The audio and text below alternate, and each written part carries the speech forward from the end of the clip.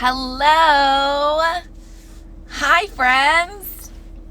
Happy Sunday. I snuck out this morning to get some coffee and drive to the lake to read and write and pray, and it's been fabulous. But I wanted to pop on and tell you a little bit more about Trades of Hope and how I am now a Trades of Hope partner. I can't even. I am so excited about this. I just signed up, and I'm just like learning more about the business, the ministry that Trades of Hope is, and I learned some stories, and I want to share them with you and tell you about it and what Trades of Hope really does. And Kristen, my friend Kristen is who I signed up with, and she was sharing about how she was on a mission, and she was in the mountains in a village, serving some missionaries that lived there, some long-term missionaries.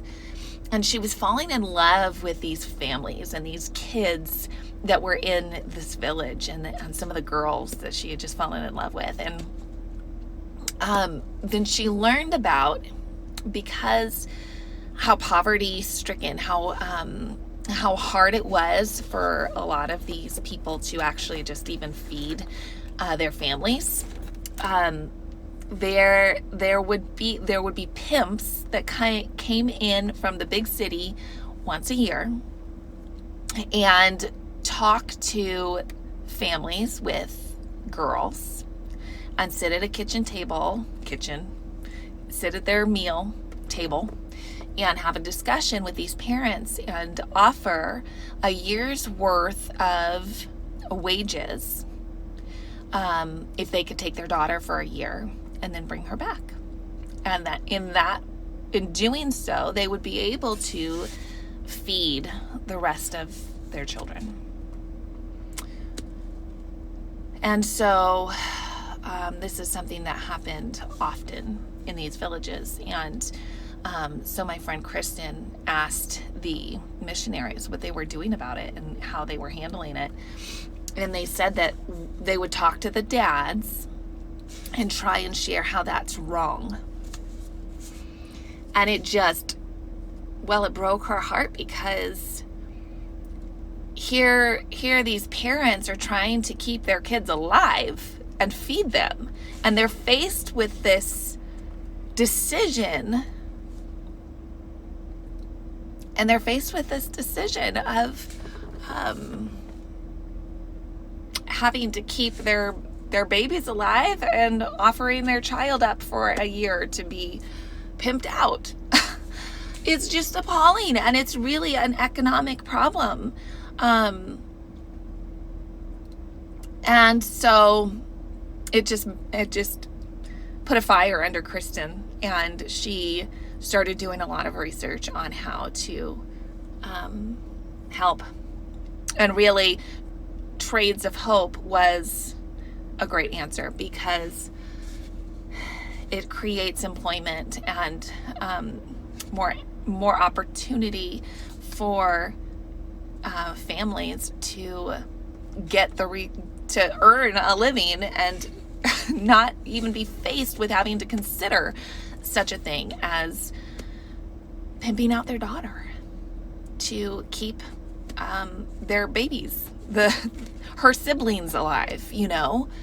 That's one of the stories that I heard.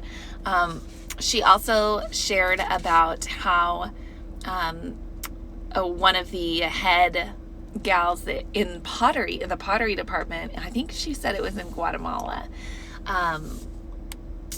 started out at making clay beads, and now she's head of payroll and helps with she's like head of the whole place. But she started with making clay beads, and a lot of times the women need to start with the clay beads because they haven't had any education, and learning a new skill can be hard. So clay beads is something that they can easily do and learn and start earning an income right away by making clay beads. And then they can work their way up to doing payroll. I think it's fantastic. So that's some of the things that Trades of Hope does. And it just employs and creates opportunity in places where there's not nearly as much opportunity for women. Keeping them out of slavery and sex trafficking and poverty. They are also doing things here in the U.S. There are some necklaces that they're selling that are made in San Diego by women that are coming out of sex trafficking and of the adult film industry. So I don't know if those are like younger women. I don't know the details yet. I haven't done that research, but I'm just really excited to be partnering with this ministry, business, and excited to offer the gorgeous products to you guys.